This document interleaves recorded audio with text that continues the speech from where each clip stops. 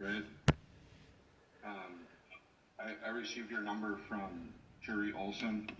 I don't know if she's contacted you or talked to you at all about my concerns. Or... Okay. I guess my whole thing is, I guess I haven't got any response on why if I have a joint legal custody to a child, why I would never be informed or aware of my child living under the same roof as a sex offender. And I mean, as he still is on probation now, I mean, 25 years of probation as a sex offender, and has also been living on the same roof as my daughter for, like, say, the past 15 years. I don't believe he was on probation with Dakota County that whole time, but I mean, I'm sure at least for the past 7, 8 years, or at least for sure. But to be clear, he was on probation with Dakota County ever since the beginning of 2005.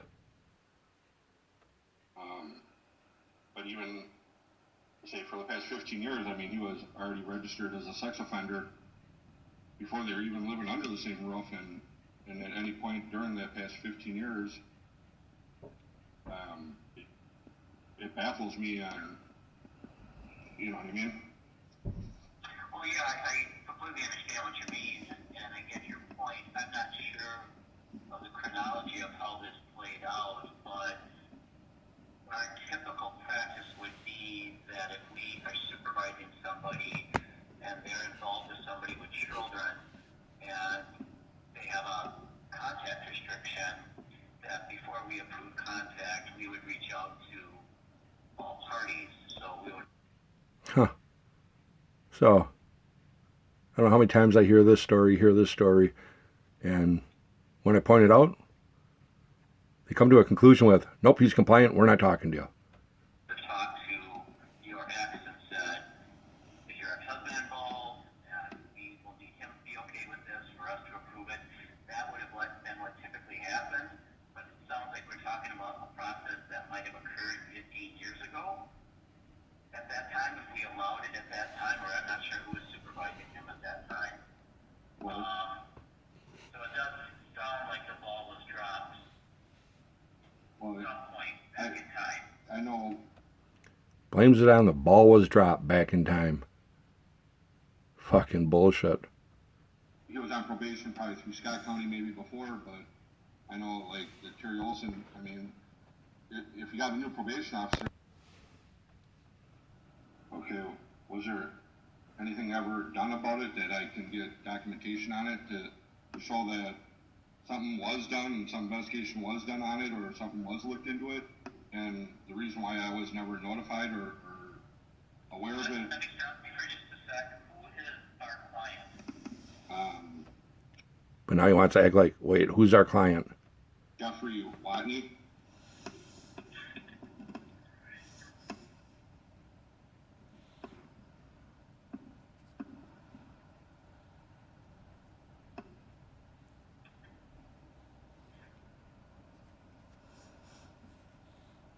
And now, the level of supervision he's on now is our low supervision level. So that's the caseload that Terry oversees. If that's what it So is. at this point, he's been on for a long time, so there's not a ton of contact. So if he's claiming Terry Olson is now his probation officer, and now he's on a lower standard, back in 2008 then, when they bought the house and moved in together, he would have been at a higher standard or higher risk, because at that point Terry Olson wasn't his probation officer, and there wasn't one before her. And now that since Terry Olson was his probation officer, means that now he was a lower risk. What happened when he was at a higher risk, and they allowed him to purchase a house and move in there and have my minor daughter there, and nothing was done? There's safety procedures put in place when when he was at a higher risk. There wasn't one done. So if that's where it is right now, but I'm talking about when it even started. I mean, even when it became a caseload for Dakota County, or, I mean, you know. Let me just look up and see what I have.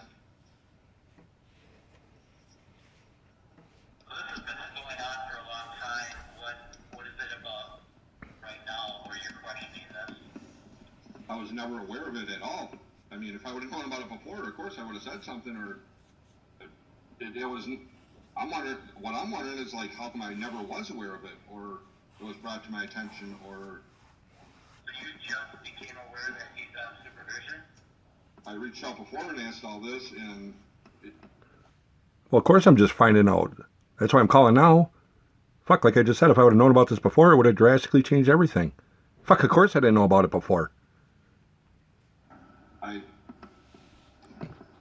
I got nothing back. I never, I mean. Who did you reach out to before? I contacted Terry Olson before. Okay.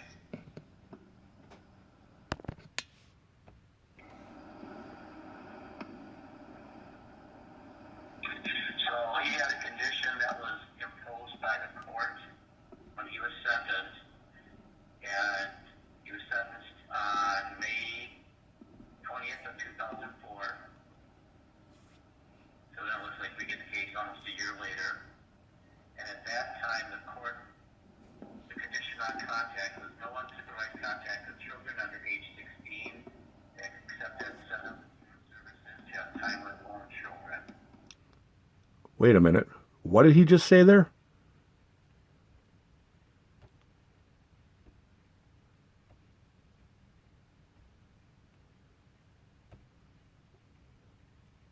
So he had a condition that was imposed by the court when he was sentenced, and he was sentenced on May 20th of 2004.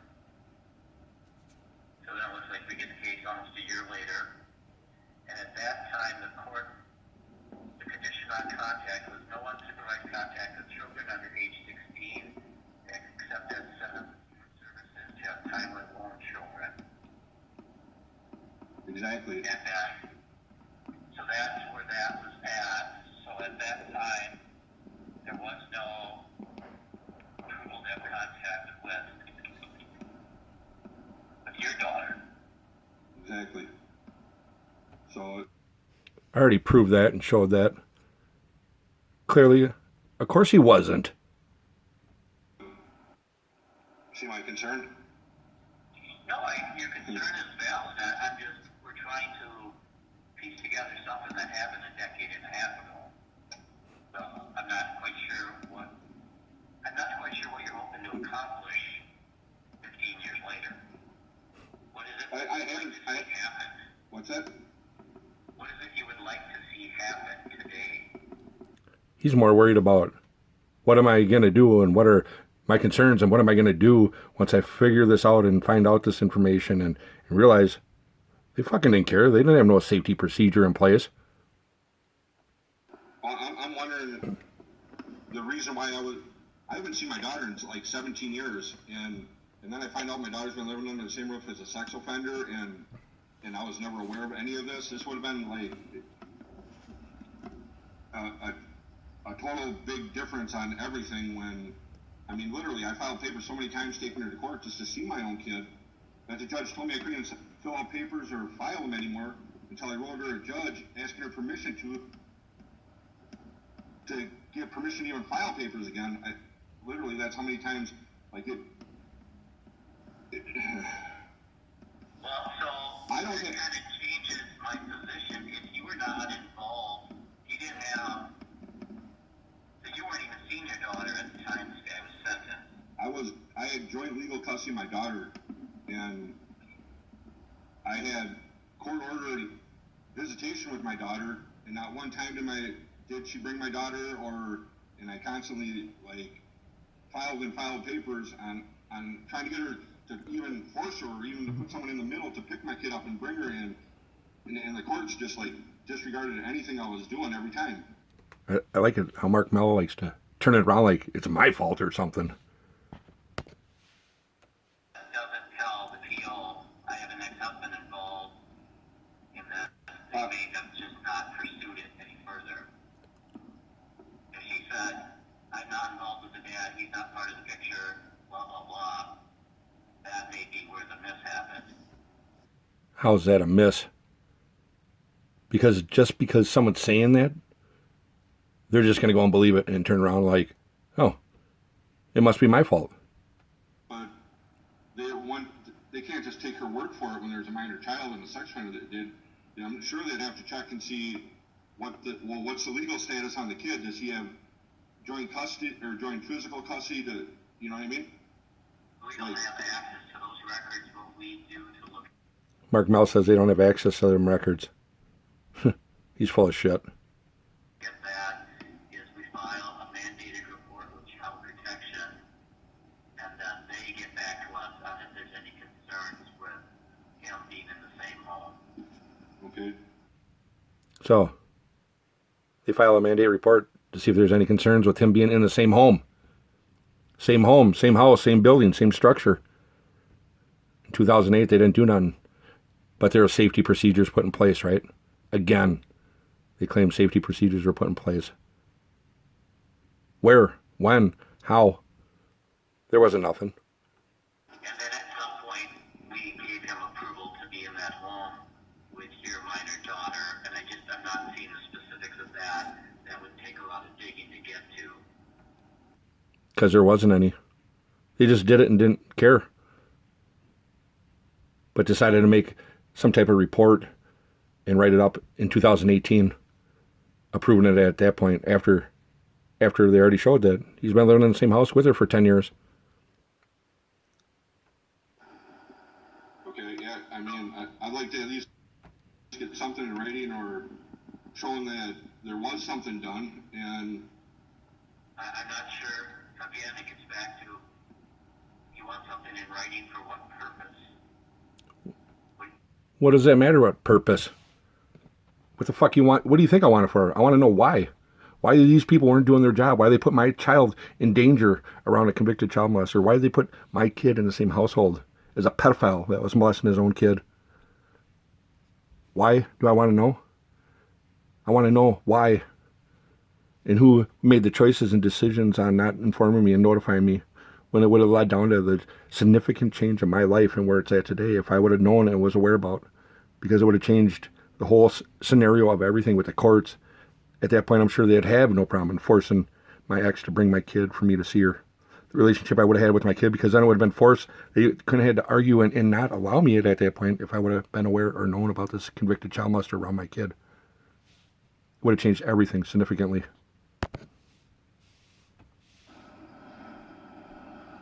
Yeah, I don't know that we can give you copies of child protection reports. I got joint legal custody, and I've already filled out the papers and sent them in to do that part. That's not a privacy issue for us. That's not something we share. We wouldn't share with your ex either. Right, but what I'm telling you, It's not a document you would have access to. Either of you would have access to.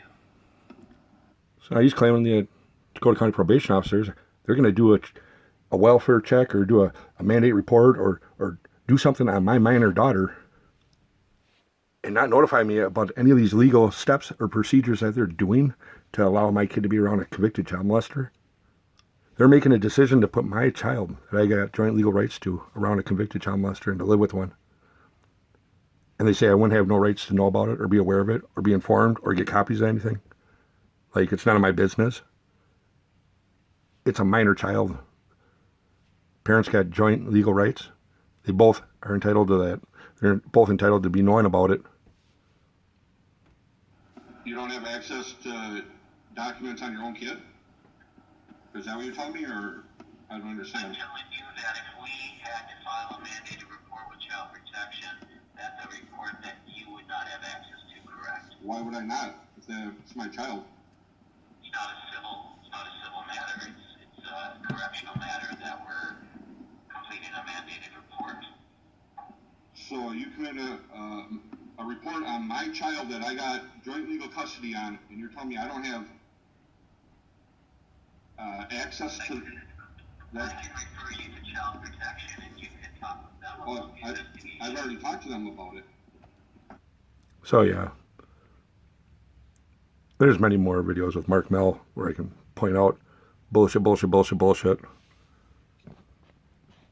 But just wanted to review everything, make everything fresh, show that straight facts, physical proof, solid fact proof.